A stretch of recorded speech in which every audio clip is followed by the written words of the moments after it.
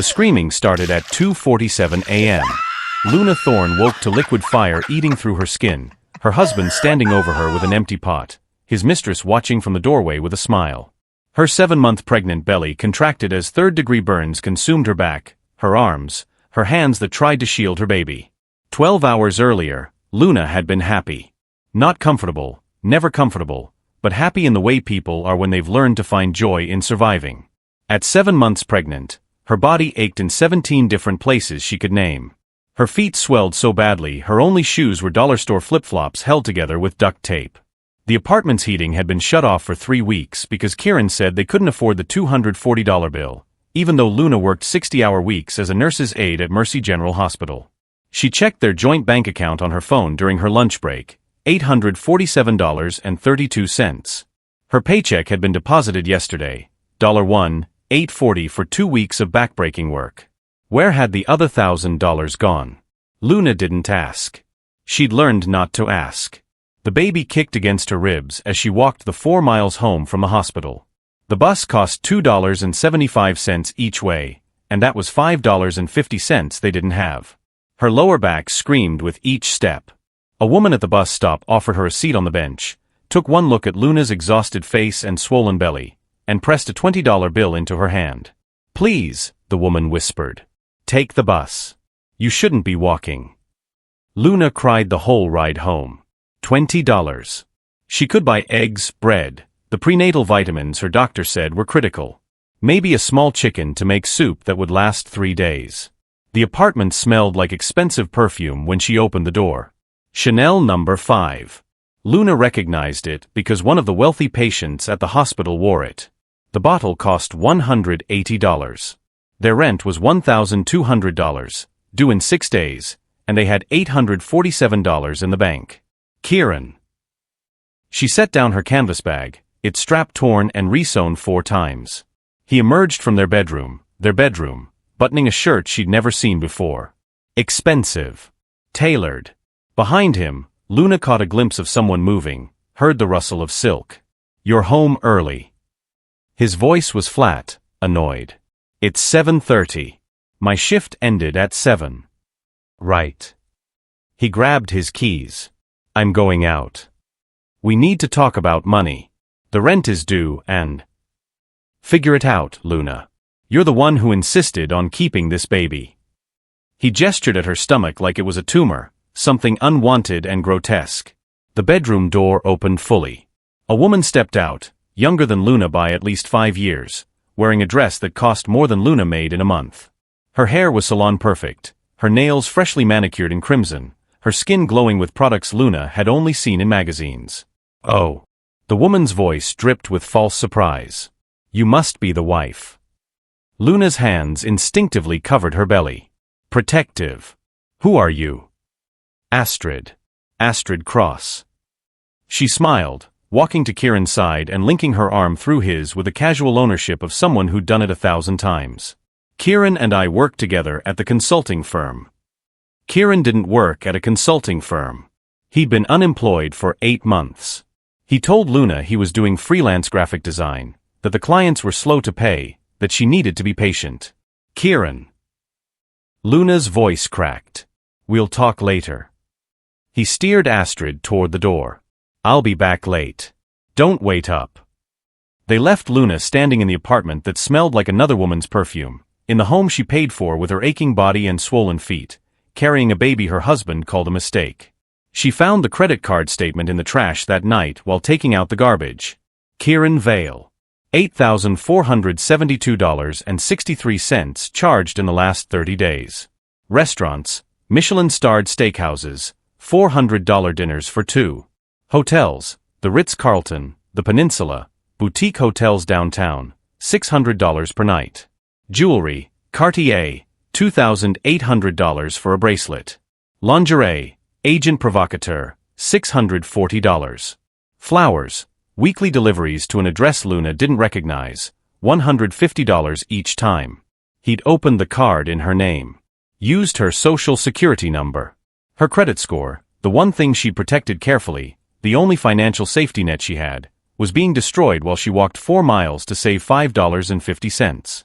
Luna sat on the kitchen floor, the statement shaking in her burned hand from where she'd grabbed a hot pan at work last week because they were short-staffed and she'd been rushing. The burn hadn't healed properly because she couldn't afford the antibiotic cream. She was 26 years old. 7 months pregnant.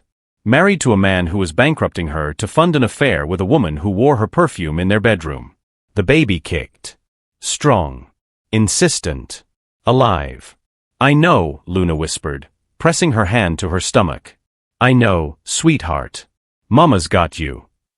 But she didn't know how much longer she could say that and have it be true. The eviction notice came the next morning.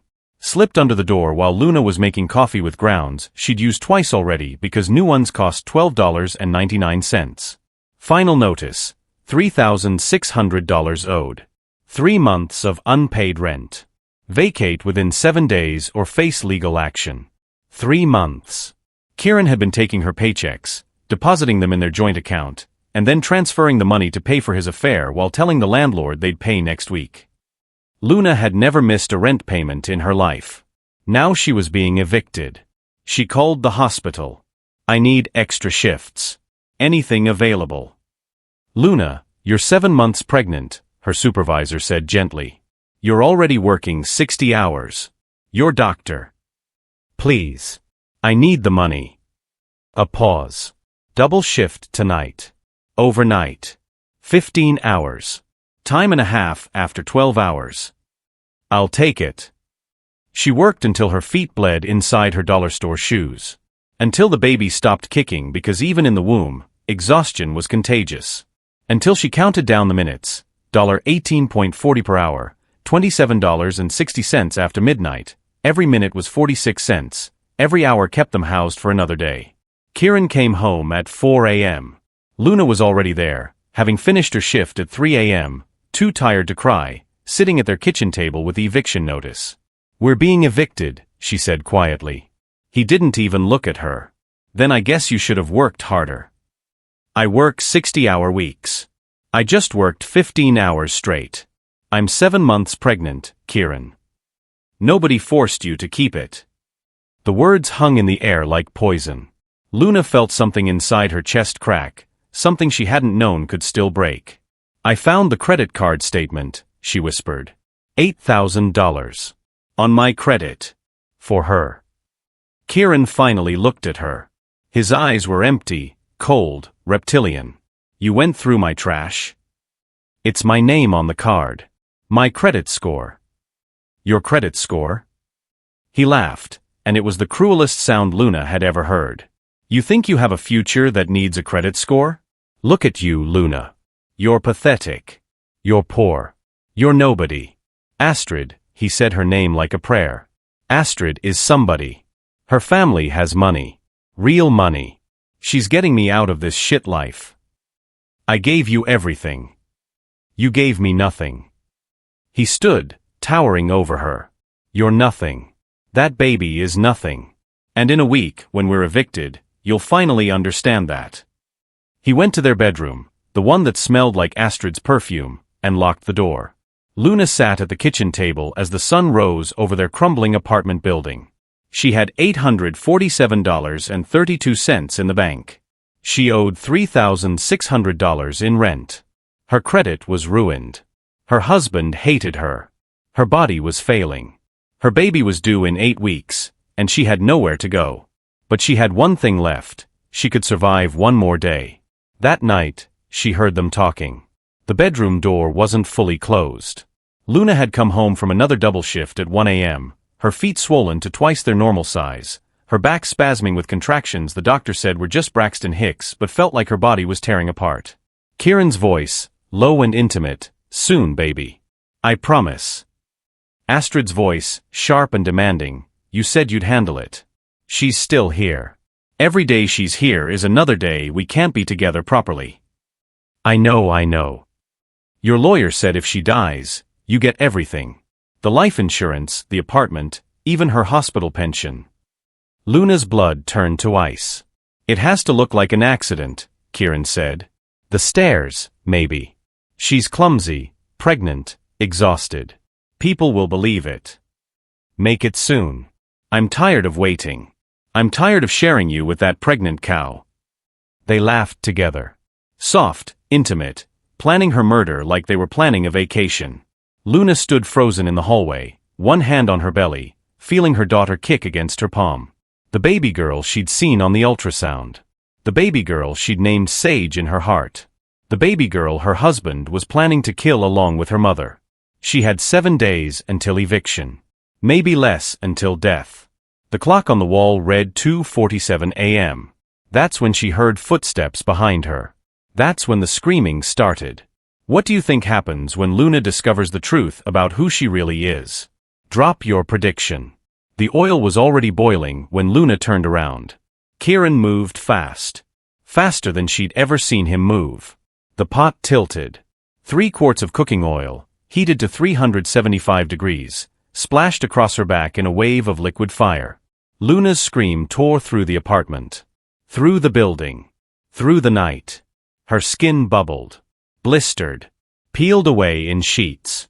The oil soaked through her thin nightgown, the one with holes she'd been meaning to replace, and clung to her flesh, continuing to burn, continuing to cook her alive.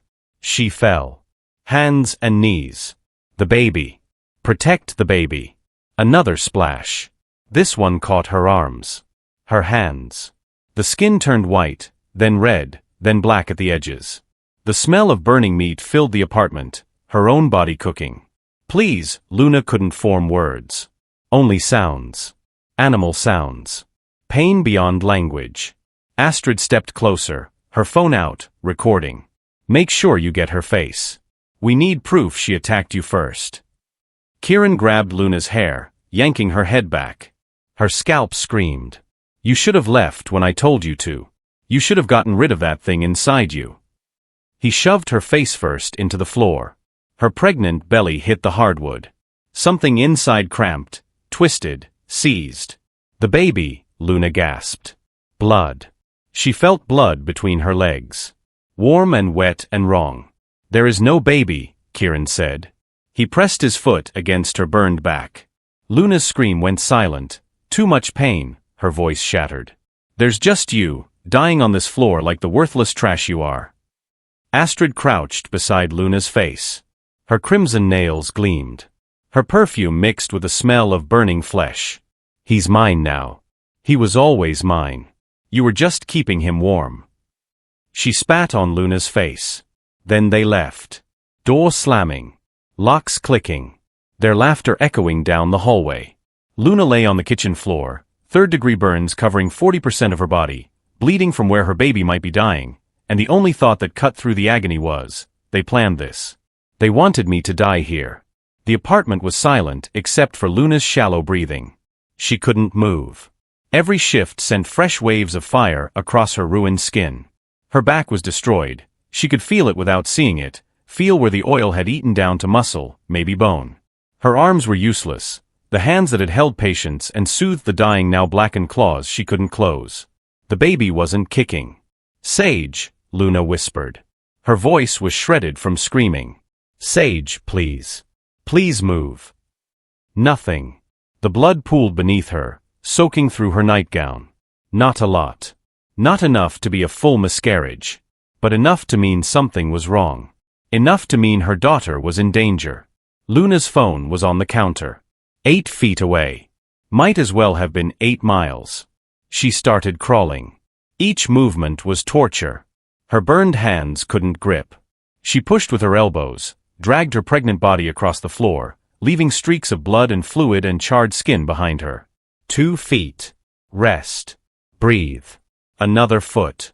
The baby's not kicking the babies, not kicking the babies. A kick. Weak. Fluttering. Alive. Luna sobbed. Relief was its own kind of pain. 4 more feet. The world was spinning. Shock, her nurse's brain said clinically. You're going into shock. 3rd-degree burns over 40% of body surface area. Pregnant. Bleeding. Survival rate without immediate intervention, 15%. She reached the counter. Pulled herself up. Her burned hand closed around her phone and the skin sloughed off on the screen. She didn't care. She dialed 911 with a finger that no longer had fingerprints. 911, What's your emergency? Burned, Luna gasped. Pregnant. 7 months.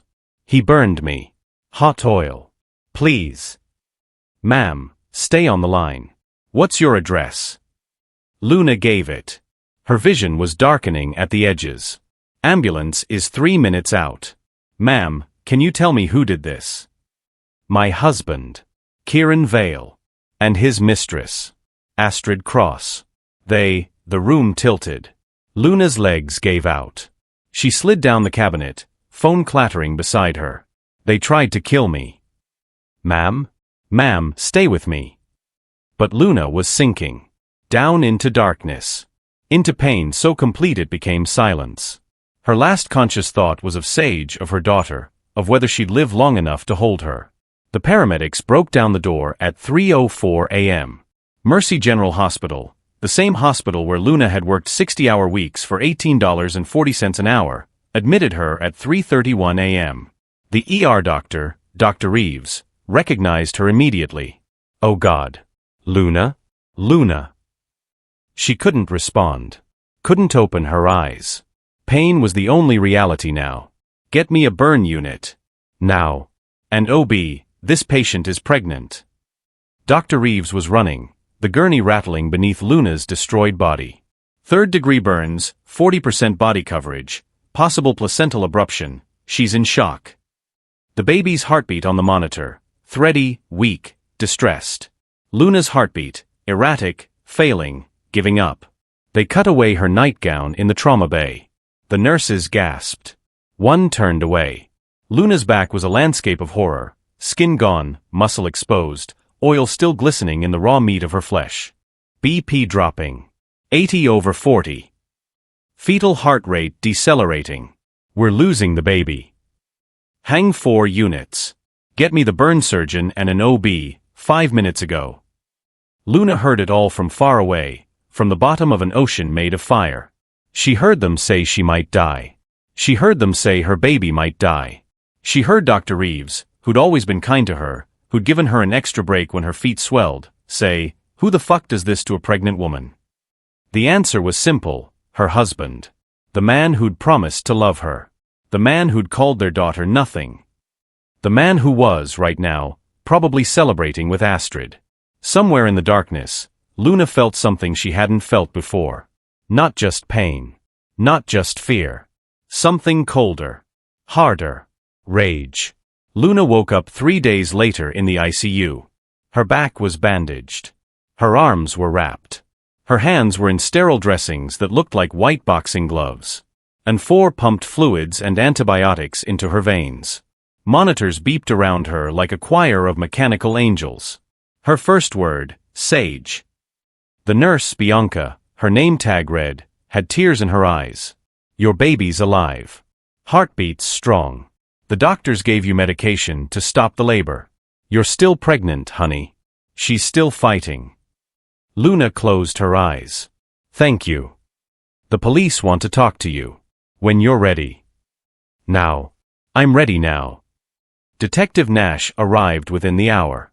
He was in his 50s, gray-haired, with eyes that had seen too much cruelty. He pulled up a chair beside Luna's bed. Mrs. Vale. I'm sorry this happened to you. I want to press charges. Against my husband, Kieran Vale, and his mistress, Astrid Cross. Her voice broke. They planned this. I heard them talking about killing me for my life insurance. Then he poured boiling oil on me while I slept. Detective Nash wrote everything down. We've already arrested Mr. Vale. He claimed you attacked him first, that the oil was self-defense. Luna's laugh was bitter, painful. I weigh 140 pounds and I'm 7 months pregnant. He's 210 and a bodybuilder. You believe him? No, ma'am, I don't. Especially not with the evidence. What evidence? Your apartment building has a security camera in the hallway. We have footage of Mr. Vale and Ms. Cross entering your apartment at 2:30 a.m. carrying a pot. We have audio of them discussing taking care of the problem. And we have this. He showed Luna his phone. A video. Astrid's video. It showed everything. Kieran pouring the oil. Luna screaming. Kieran shoving her down. Astrid laughing. All of it. Ms. Cross posted it to a private social media group. Watch a parasite get what she deserves, she wrote. One of the group members reported it to us. Luna stared at the video. At her own agony. At their cruelty. They recorded my attempted murder and posted it online. Yes, ma'am. Which makes our case very easy. Both are being charged with attempted murder, assault with a deadly weapon, and conspiracy. Mr. Vale is also facing charges for the credit card fraud we found. $47,000 total, all in your name. 47,000. Not 8. 47. There's something else, Detective Nash said carefully. A social worker here at the hospital, Ms. Winters, has been trying to reach you. She said it's urgent. About your family. I don't have family. I'm an orphan. Ms. Winters says otherwise. She says she has information about your birth parents. Something about an estate. Luna's burned hands throbbed. Her back screamed. Her baby kicked weakly in her womb. And somewhere in the broken pieces of her life, a single word echoed, estate. Send her in, Luna whispered. Detective Nash nodded. I'll be in touch. And Mrs. Vale? They're going to pay for what they did to you. I promise you that. After he left, Luna lay in the hospital bed, surrounded by machines keeping her alive, and thought about Kieran's face when he'd poured the oil. The joy in his eyes. The pleasure in her pain. She touched her bandaged belly. Mama's still here, Sage. And Mama's not going anywhere. The door opened. A woman in her 40s entered, carrying a worn leather folder. Her name tag read, Haven Winters, social worker. Luna, she said softly. I'm so sorry about what happened to you. But I have news that might change everything. She opened the folder. Inside was a photograph of a man Luna had never seen before. Distinguished, wealthy-looking, with eyes the same shade of gray as Luna's own. His name was Vincent Thorne, Haven said. And he spent 26 years looking for you. 6 weeks later. What punishment does Kieran Vale and Astrid Cross deserve? Comment below. 6 weeks after the attack, Luna Thorne stood in front of a full-length mirror in a penthouse suite at the Peninsula Hotel, the same hotel where Kieran had taken Astrid on her credit card. The woman staring back was unrecognizable. Then, 140 pounds, exhausted, broken, wearing dollar store clothes held together with safety pins. Now 128 pounds of focused determination, standing in a Dior silk robe worth $2,400, her scars hidden beneath custom compression garments, her eyes holding something new power. Baby Sage had been born healthy at 8 pounds, 3 ounces, 4 weeks ago. Perfect. Beautiful. Safe with a team of nannies in the adjoining suite while Luna rebuilt herself into a weapon. The letter had been in Haven Winters' folder, sealed for 26 years. My dearest daughter. If you're reading this, I'm gone, and you've finally been found. I'm sorry I couldn't find you myself. I'm sorry for every day you spent not knowing who you are. Your mother, Catherine, and I named you Luna Rose Thorne when you were born. You were kidnapped from the hospital when you were 3 days old. The nurse who took you disappeared. We searched everywhere. I hired investigators. I never stopped looking. By the time you read this, you'll learn that I died of heart failure. The doctors said it was genetic. I said it was a broken heart. Everything I built is yours. Thorne Pharmaceuticals. The patents. The properties. The investments. All of it. Current valuation as of my death. $3.2 billion. Use it well. Use it to build the life that was stolen from you. I love you, my Luna. I always did. Vincent Thorne. Luna had read the letter 17 times in the hospital. She'd cried through the first 10 readings. By the 11th, she'd stopped crying. By the 17th, she was planning. The law firm of Morrison, Reed and Associates had confirmed everything. Vincent Thorne had died 6 months ago, leaving his entire fortune in trust for his missing daughter. DNA testing had been expedited. Luna's blood matched Vincent's perfectly. The gray eyes. The rare blood type AB negative. The genetic heart condition the doctors now monitored carefully. She was the sole heir to a pharmaceutical empire worth $3.2 billion. While Kieran and Astrid had been planning her murder for a $50,000 life insurance policy, Luna had been worth more than they could spend in 100 lifetimes. The lawyer, Pierce Morrison, had flown in from New York personally. He sat across from Luna in the penthouse living room, his briefcase containing documents that transferred entire worlds. The primary assets, Pierce explained, sliding folders across the marble coffee table. Thorne Pharmaceuticals, valued at $1.8 billion. Real estate portfolio, $240 million across properties in Manhattan, Boston, San Francisco, and London. Investment portfolio, $890 million in diversified holdings. Art collection, $47 million. Additional liquid assets, $223 million in various accounts. Luna's burned hands, healing now, thanks to the best specialists money could buy, touched each folder. And my husband has no claim to any of this. None. You inherited after you were attacked. California law prevents criminals from profiting from their crimes. His assault on you means he's entitled to nothing. The divorce papers were filed yesterday. He'll be served in county jail. Good. Luna's voice was ice. What about Astrid Cross? Pierce smiled. It wasn't a kind smile. That's where things get interesting. We did a full background check. Astrid's family claims to have money, they don't. Her father, Malcolm Cross, filed for bankruptcy 3 years ago. They're drowning in debt. The luxury she flaunted? All bought with credit card fraud. She owes $340,000 across 17 different cards, many in other people's names. She told Kieran her family had money. She lied. She needed Kieran to believe she was worth leaving you for. She paid him $50,000, borrowed from loan sharks at 35% interest, to kill you so they could be together. She thought he'd get your life insurance, pay off her debts, and they'd live happily ever after. Luna laughed. It was a sharp, cutting sound. They tried to kill me for $50,000. And in doing so, they revealed you were worth $3.2 billion. The irony is almost poetic. Almost.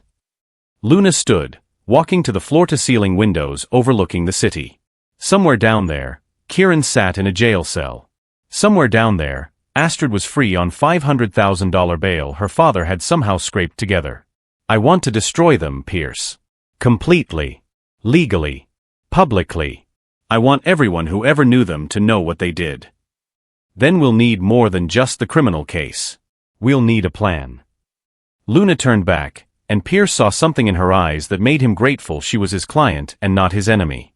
I have a plan, Luna said. They're getting engaged. Astrid posted about it online 3 days ago. A celebration at the Grand Hall downtown. This Saturday. Black tie. 200 guests. You want to crash their engagement party. I want to destroy their engagement party.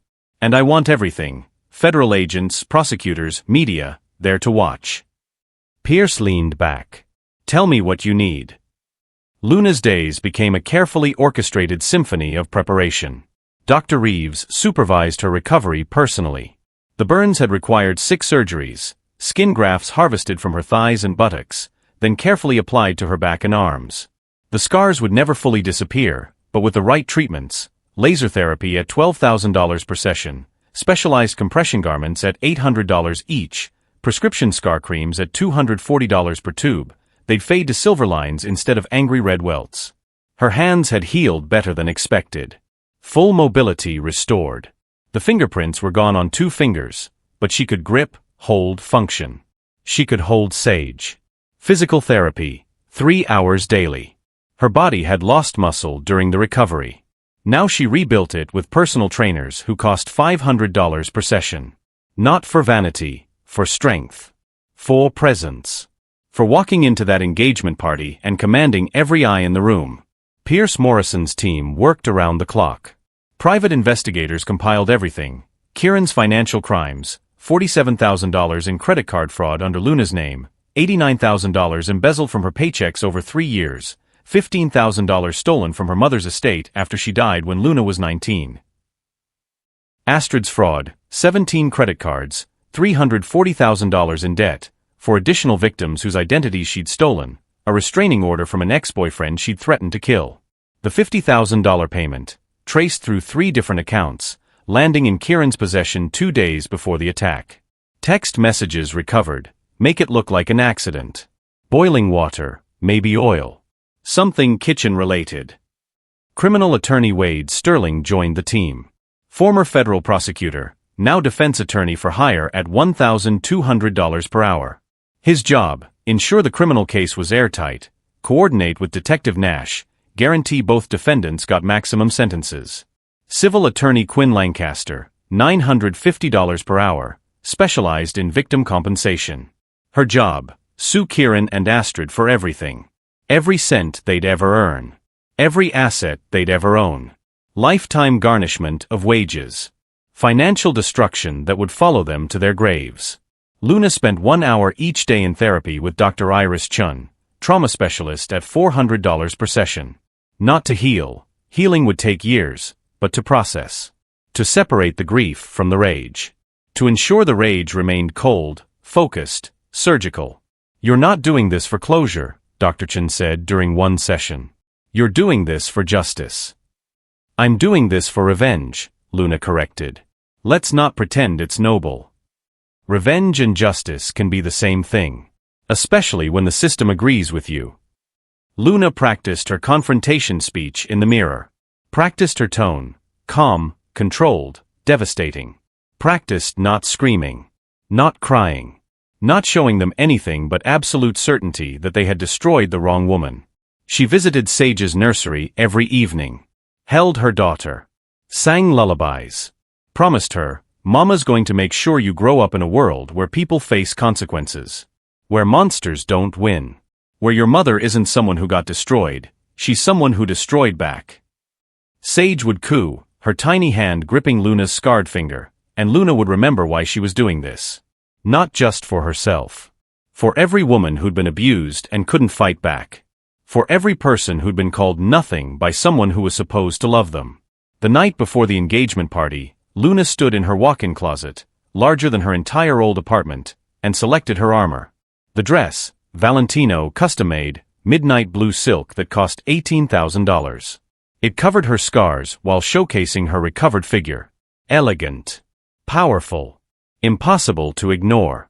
The shoes, Christian Louboutin heels, 4.5 inches, $1,295, red soles that matched her new lipstick. The jewelry, a single piece, her father's necklace. A platinum chain with a pendant bearing the Thorne Pharmaceuticals logo. Valued at $340,000. Recognizable to anyone in the pharmaceutical world. Her hair, professional blowout at $400, styled in loose waves that framed her face. The face that had lost its exhaustion, its desperation. The face that now held certainty. Her makeup, subtle but flawless, applied by a professional at $600 for the session. Focus on the eyes, those gray eyes that matched Vincent Thorne's. That would be the last thing Kieran and Astrid saw before their world ended. Luna looked at herself in the mirror. The woman staring back was a stranger. Wealthy. Powerful. Beautiful in the way that comes from having access to unlimited resources. But underneath the silk and the surgery and the wealth, she was still the woman who'd crawled across a kitchen floor with third-degree burns, refusing to die. That woman was the dangerous one. Her phone buzzed. Pierce Morrison, everything is set. Federal agents will be on standby. Media has been tipped anonymously. Prosecutors are ready. The venue confirmed Cross and Vale reserved the Grand Hall for tomorrow at 8 p.m. 200 guests expected. Luna typed back, I'll be there at 8:30. Make sure the doors are locked after I enter. No one leaves until it's done. Pierce, understood. Are you sure you want to do this personally? We could handle it through the courts. Luna, I need them to see my face. I need them to know it was me. Pierce, then let's give them a show they'll never forget.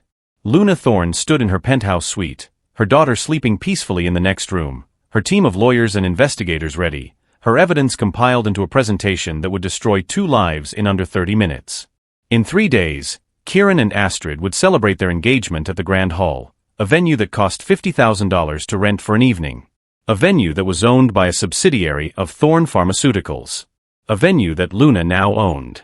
They were celebrating their future in a building she controlled, paid for with money borrowed from people who'd soon come to collect, surrounded by guests who'd soon witness their complete annihilation. Luna set her phone down and picked up the file Pierce had prepared. Inside, bank records, text messages, video evidence, witness statements, forensic reports, and a 30-page summary of every crime Kieran and Astrid had committed. She'd memorized every word. Tomorrow night, she'd speak them aloud, watch their faces as each revelation landed like a physical blow, and finally, they'd understand what it felt like to have your entire world burned away while someone you trusted watched and smiled. "Sleep well," Luna whispered to the city below, to the jail cell where Kieran waited for trial, to the luxury apartment where Astrid was probably planning her engagement outfit. "Tomorrow, you learn what I really am. Not nothing. Not nobody. Not a victim. A thorn. And thorns had very sharp edges. How should Luna expose them? Comment your ideal scenario." The grand hall glittered like a jewel box on Saturday night. Crystal chandeliers worth $240,000 each hung from vaulted ceilings. White roses, 10,000 of them at $8 per stem, covered every surface. A string quartet played Vivaldi in the corner. Each musician paid $2,000 for the evening. Champagne flowed from fountains. Dom Perignon 2008, $400 per bottle, 60 bottles already opened. Astrid Cross stood at the center of it all, draped in Elie Saab couture, a $32,000 gown she'd bought with her 18th credit card, the one she'd opened using her cousin's stolen identity. Her engagement ring caught the light, 4.2 carats, Tiffany setting, $180,000 that her father had borrowed from a loan shark named Dante, who charged 40% interest and broke fingers when payments were late. She looked like a princess. She felt like a queen.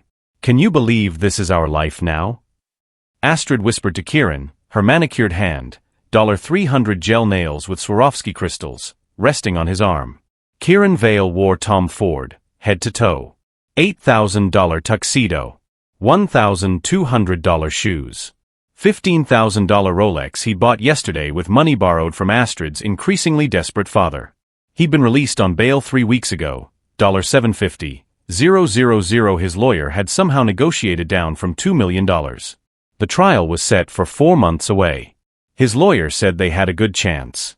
"It's perfect," Kieran said, surveying the crowd. 200 guests. Business associates from the consulting firm where he'd invented a job. Astrid's society friends who believed her family money story. His own family, who still thought Luna had attacked him first, that the oil had been self-defense.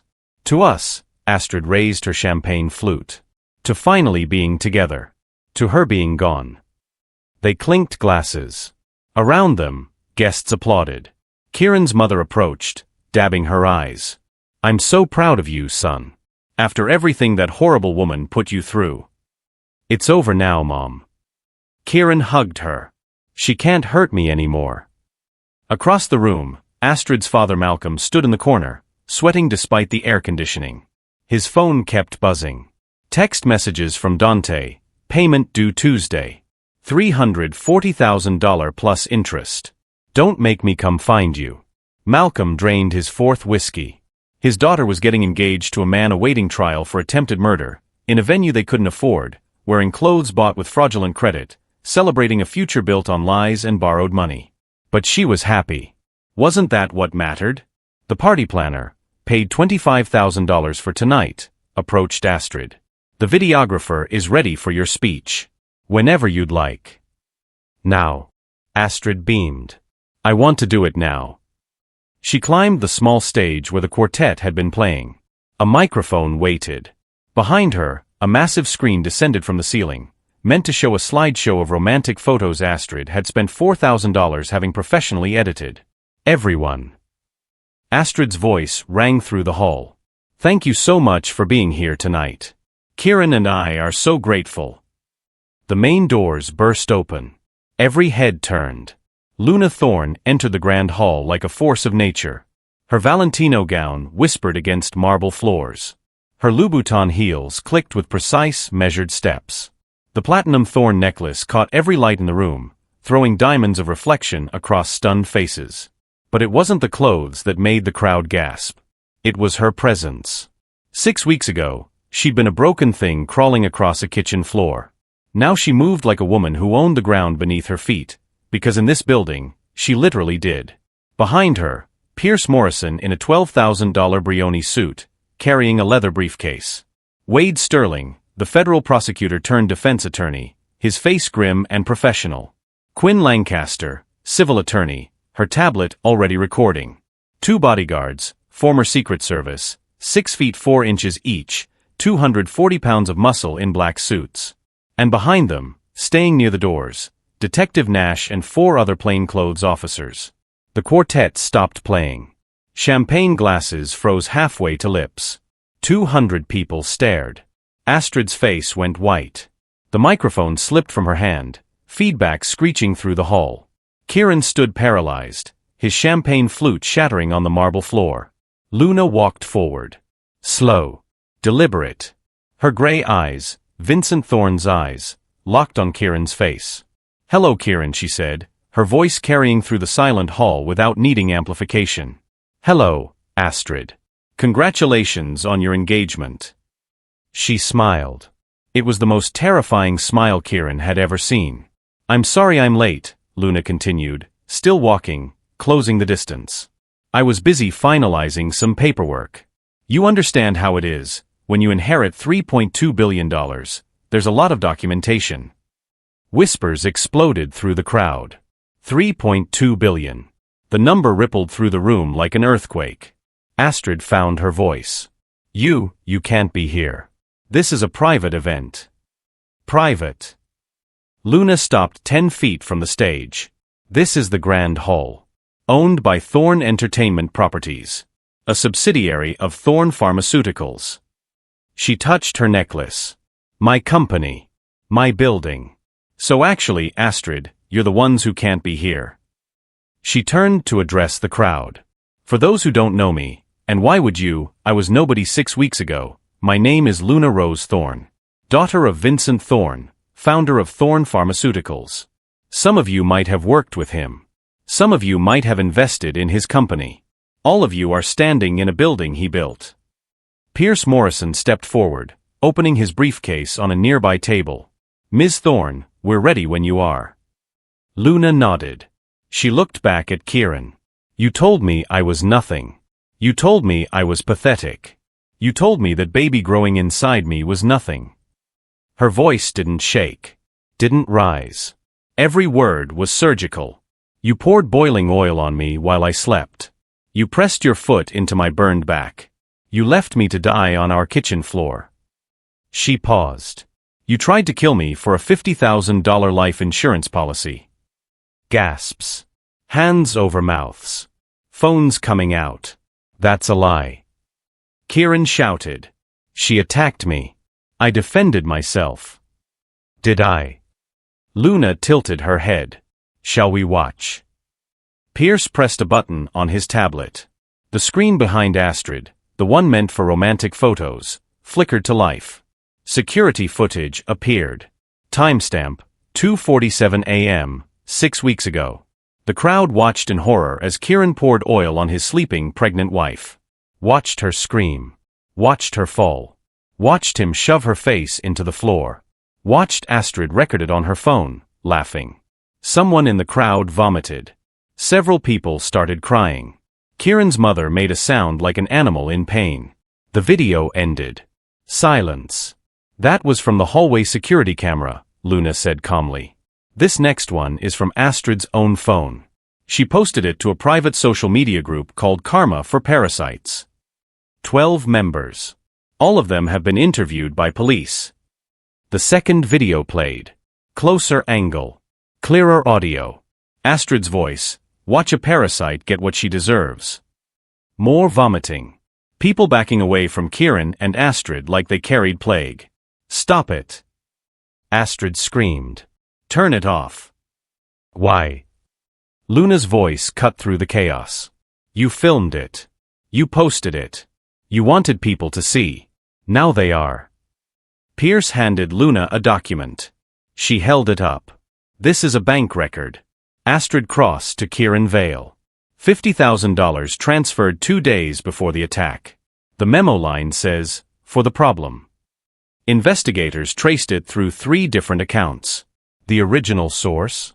A loan from Dante Russo. A loan shark. 35% interest. Still unpaid.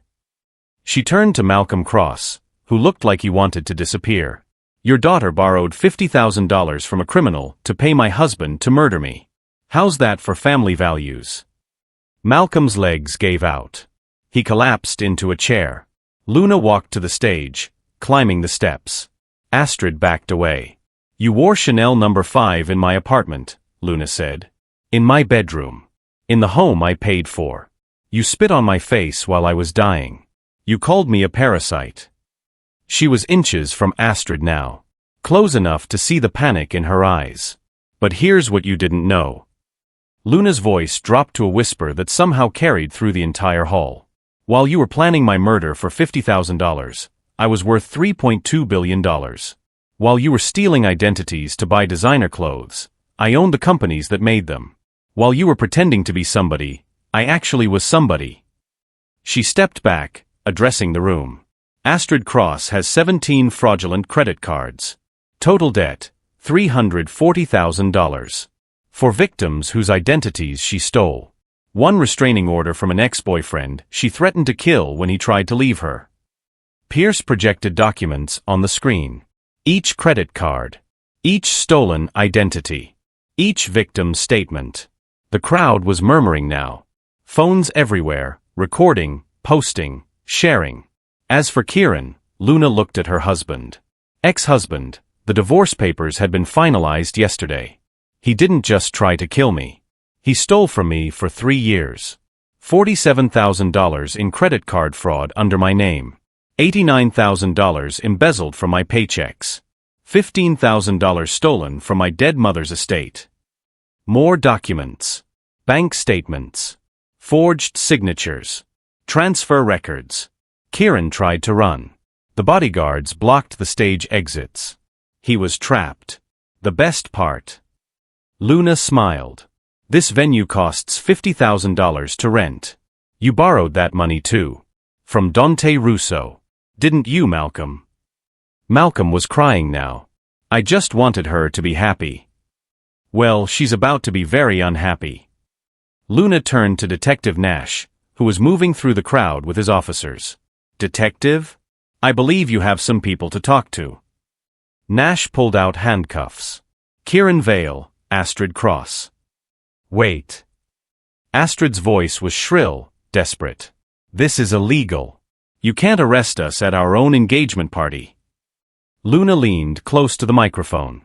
It's not your party, Astrid. It's mine. I own this building. I paid for this evening the moment you walked through those doors. Every minute you've been here, you've been trespassing. She straightened. And I'm not done yet. The screen behind her changed again. New documents appeared. These are text messages between Kieran and Astrid, recovered by forensic specialists. Let me read you my favorite. Luna's voice was ice. Astrid to Kieran, 3 weeks before the attack, just kill her already. Make it look like an accident. I'm tired of waiting. Once she's gone and you get the insurance money, we can finally be together. You'll be free. The crowd's horror was palpable now. This wasn't just assault. This was premeditated murder. Kieran's response, I'll do it soon.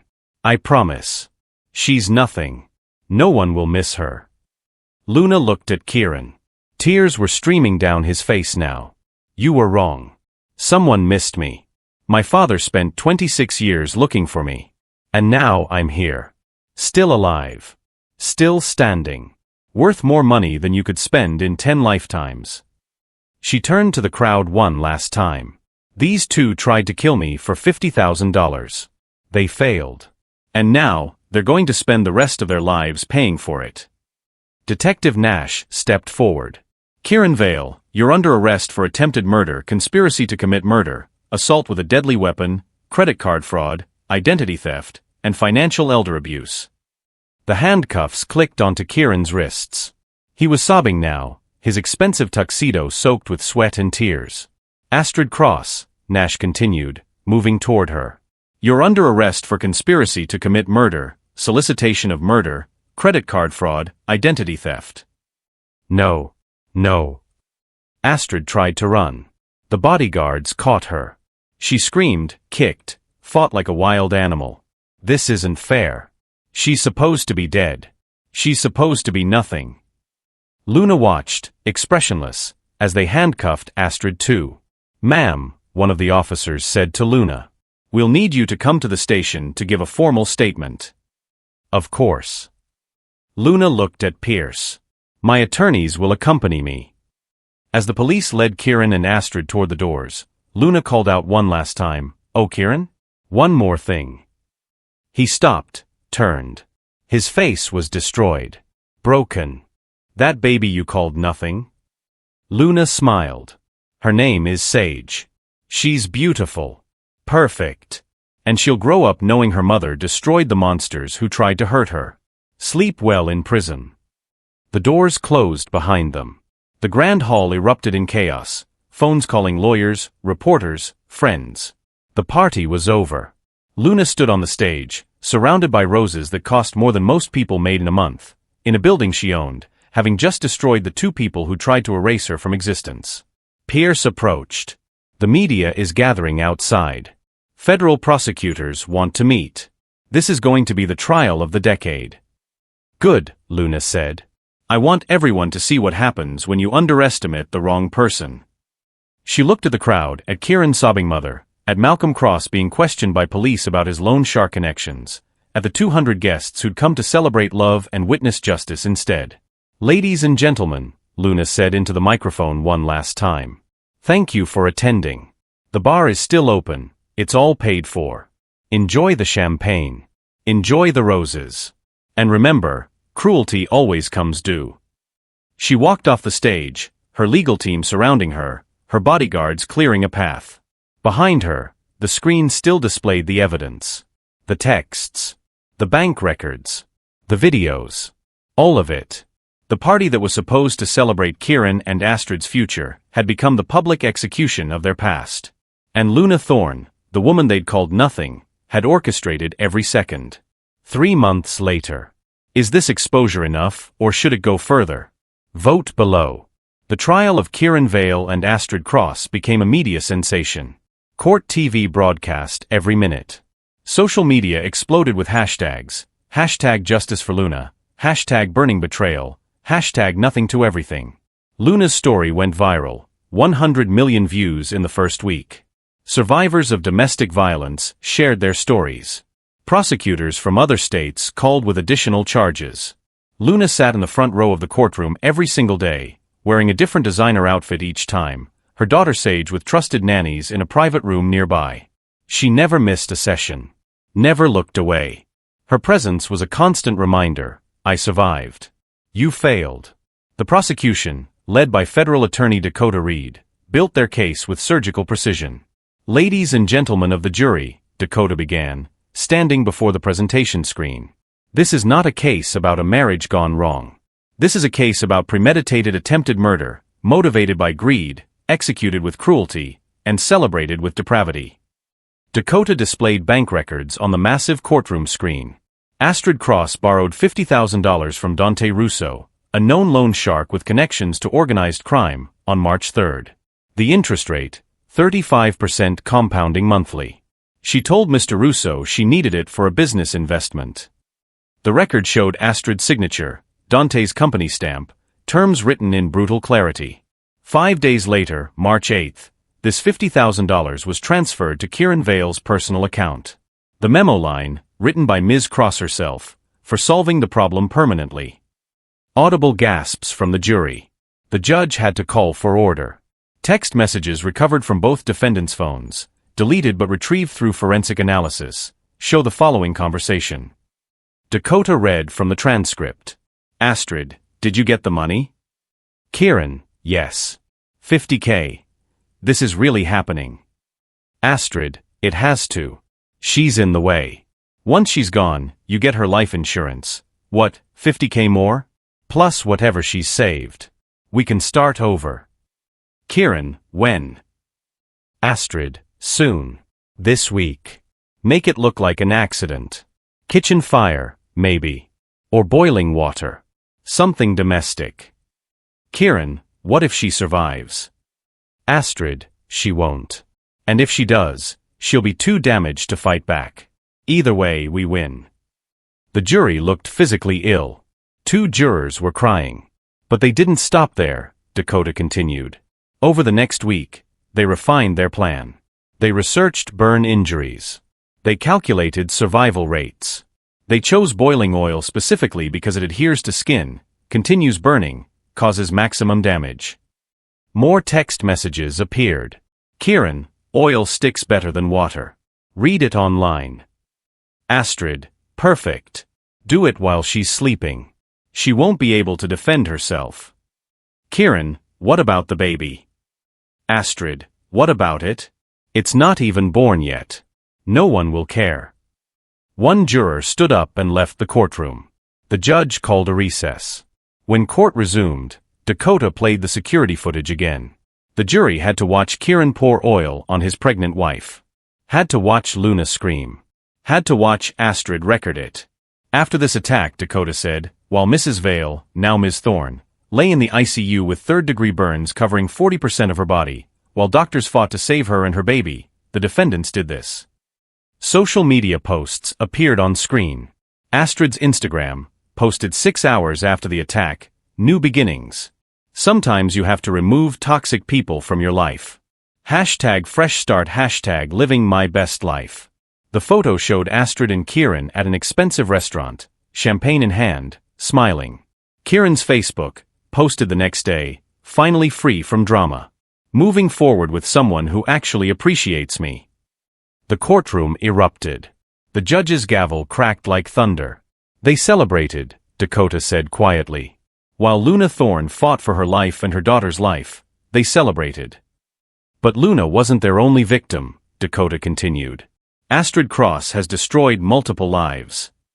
4 people stood up in the courtroom gallery. Dakota introduced them. This is Celeste Park. Astrid stole her identity in 2022, opened 6 credit cards in her name, and destroyed her credit score. Celeste lost her apartment, her job, and spent 2 years fighting to clear her name. Celeste was crying.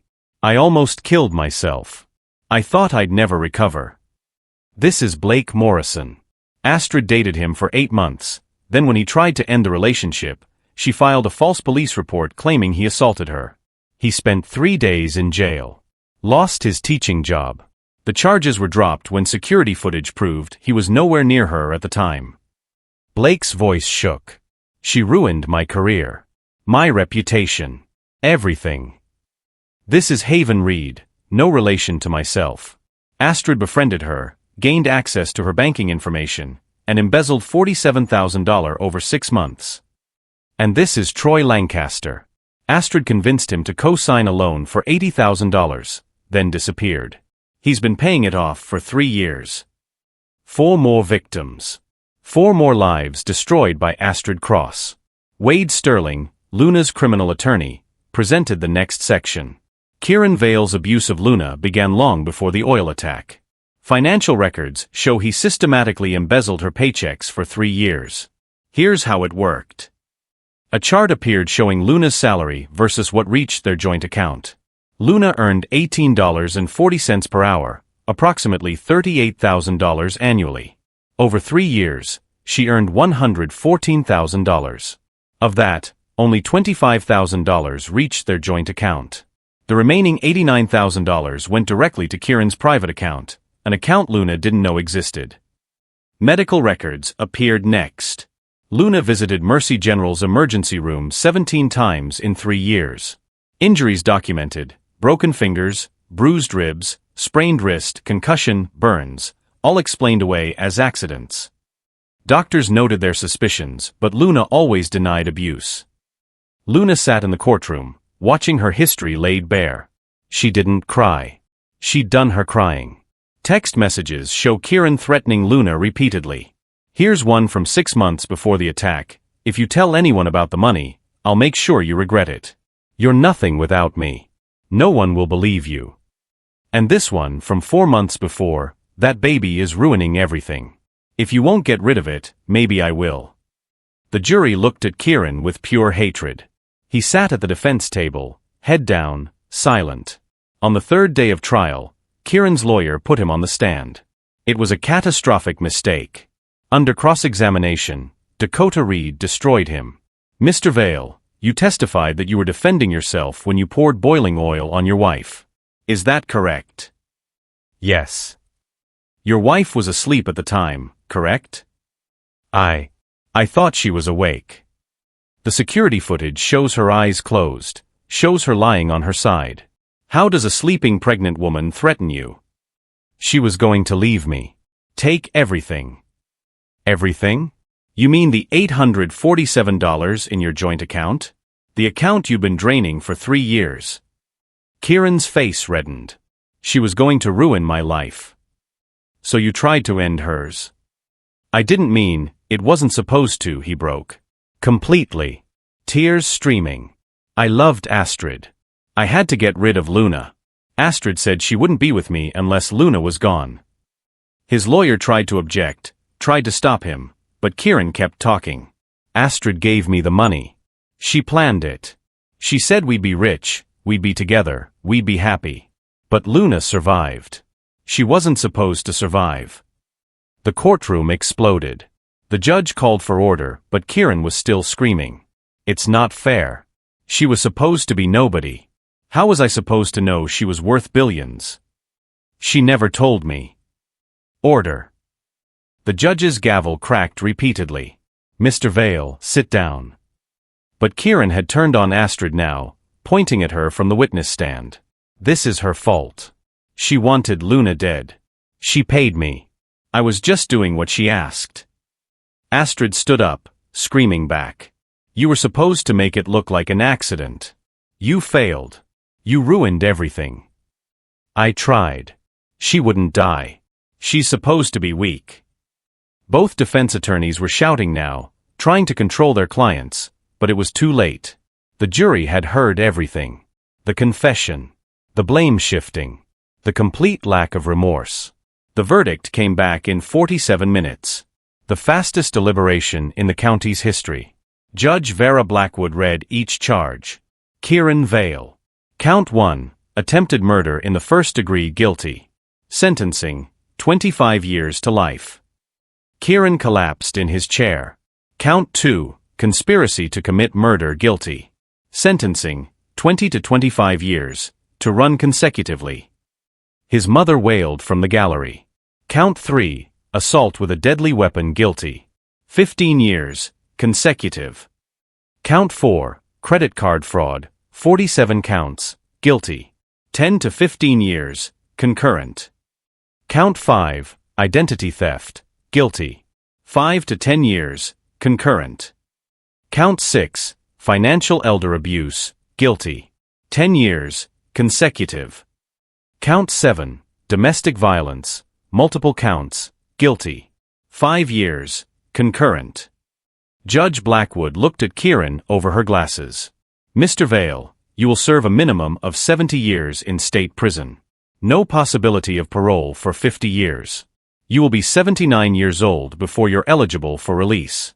Bail is revoked. Remanded to custody immediately. Astrid Cross. Count 1, conspiracy to commit murder, guilty. Sentencing, 25 years to life. Astrid was screaming now, being restrained by bailiffs. Count 2, solicitation of murder, guilty. 20 to 25 years, consecutive.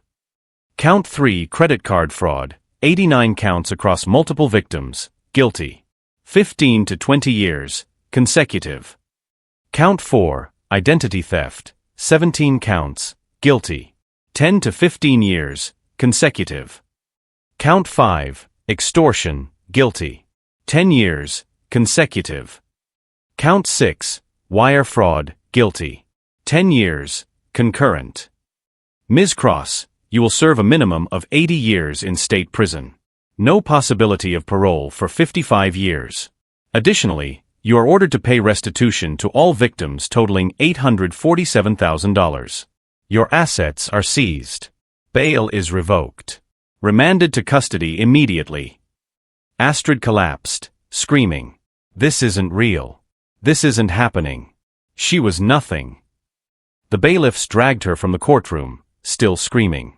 Outside the courthouse, Luna stood before a wall of cameras. Pierce Morrison beside her. Wade Sterling on her other side. Quinn Lancaster ready with civil lawsuit paperwork. Justice has been served, Luna said calmly. But this isn't over. Quinn stepped forward.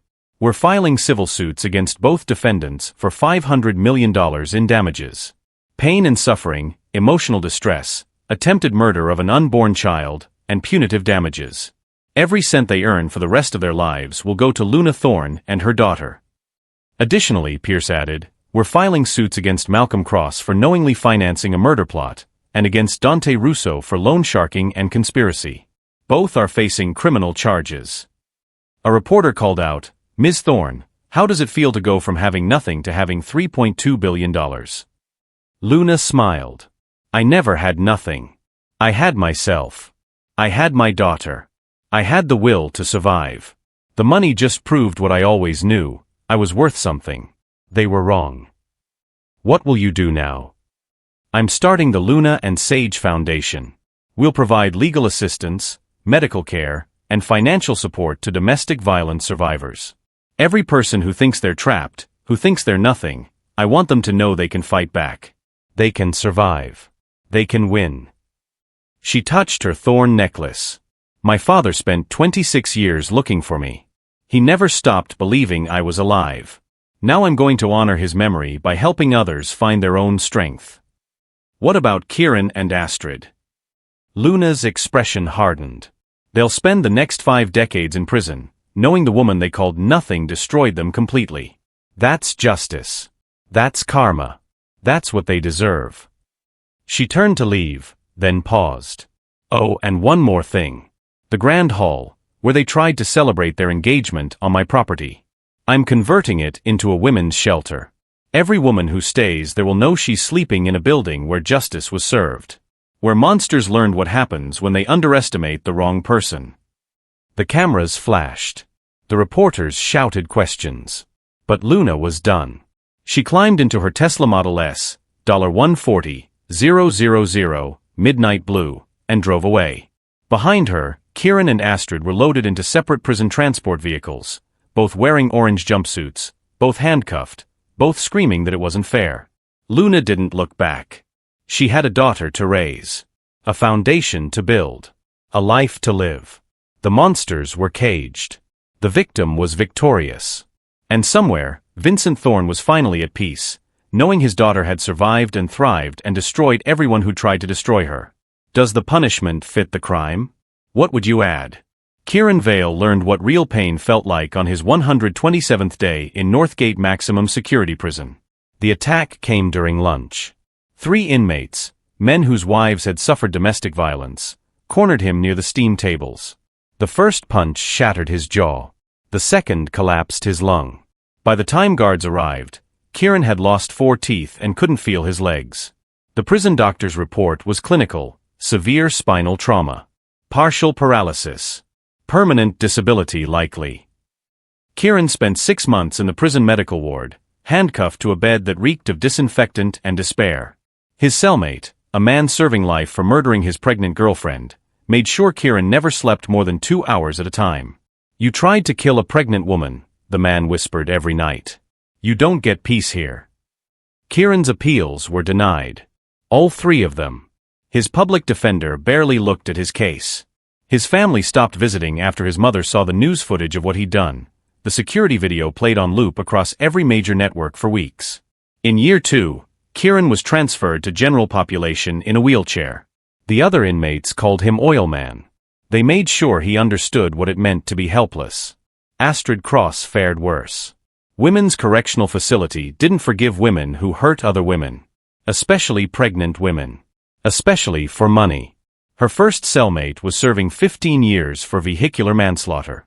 She'd been 8 months pregnant when a drunk driver killed her unborn daughter. You paid someone to burn a pregnant woman alive, the cellmate said on Astrid's first night. You're going to pay for that every single day you're here.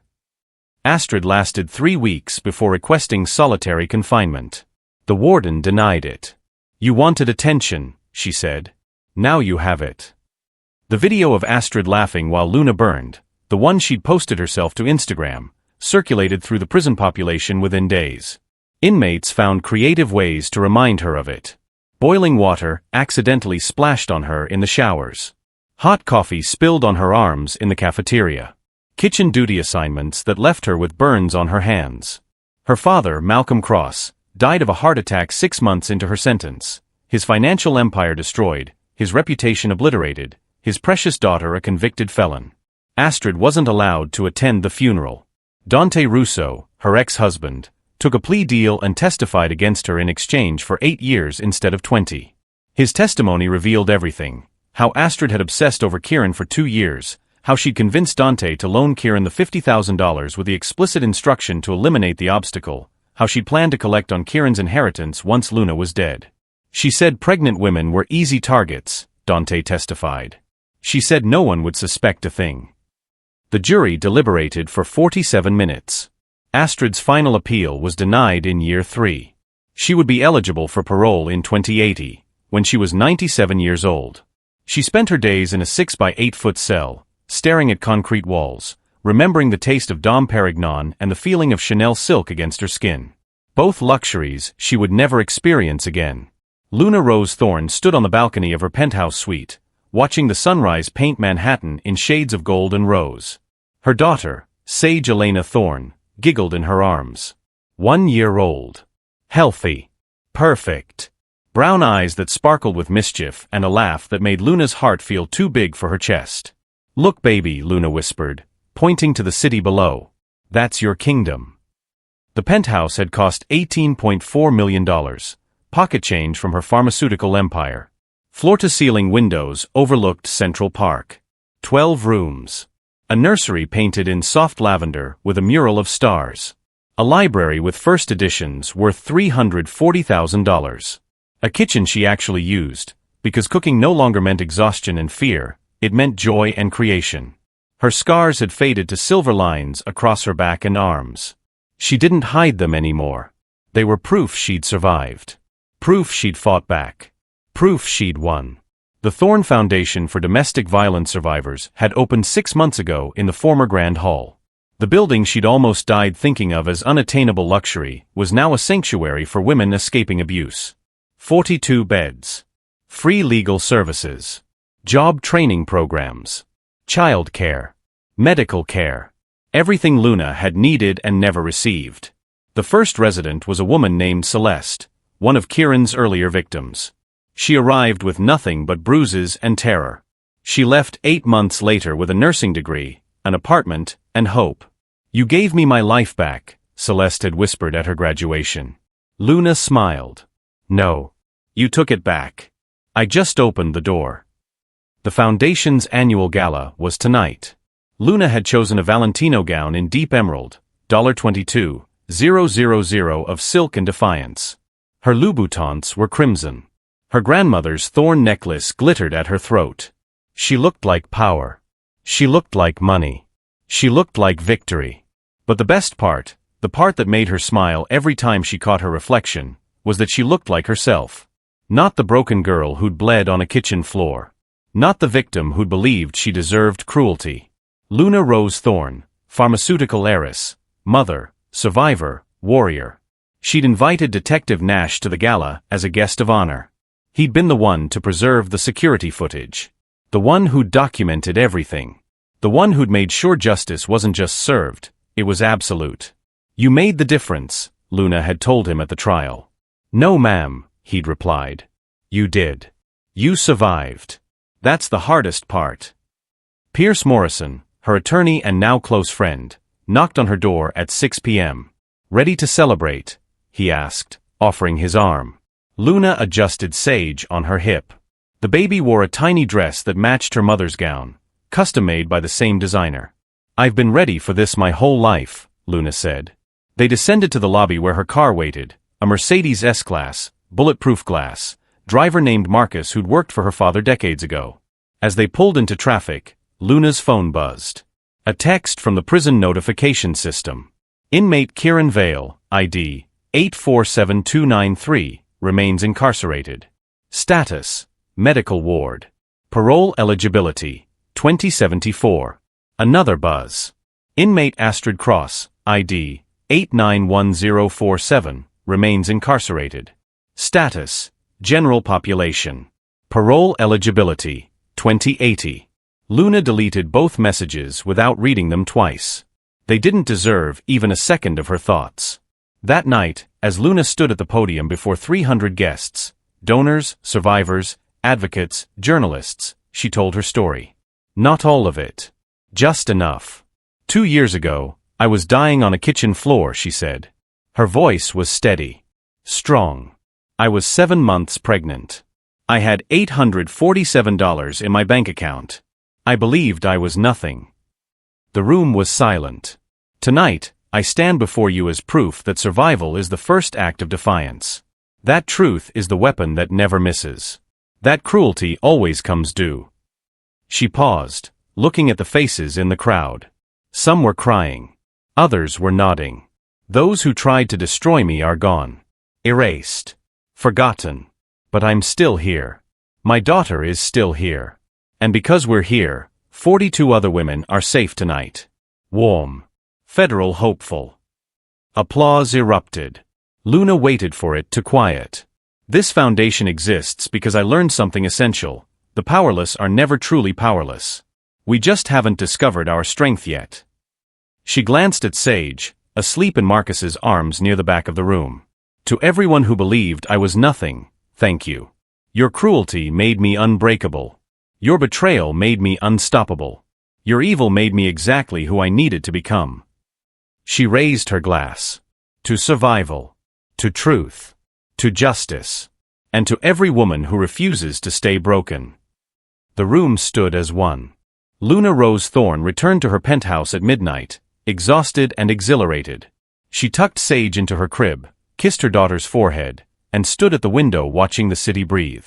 Somewhere in the darkness, Kieran Vale was suffering in a prison cell, his body broken, his future destroyed. Somewhere else, Astrid Cross was learning that luxury and cruelty don't coexist, not in the end. And here, in this penthouse made of survival and strength, Luna was living proof that the universe keeps its own accounts. Evil doesn't disappear. It compounds. It grows. It waits until the moment is perfect, and then it crashes down with the full weight of consequences. Sleep well, baby girl, Luna whispered to Sage. You'll never know the person I was. You'll only know the person I became. She thought of the girl who'd believed she deserved nothing. The girl who'd accepted cruelty as love. The girl who'd thought powerlessness was permanent. That girl was gone. In her place stood a woman who'd learned the most essential truth.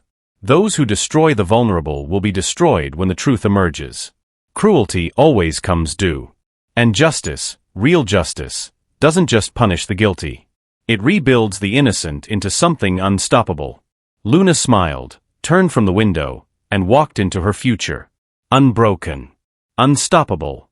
Victorious. What was your favorite moment of Luna's revenge? Share in the comments and let us know what story you want to see next.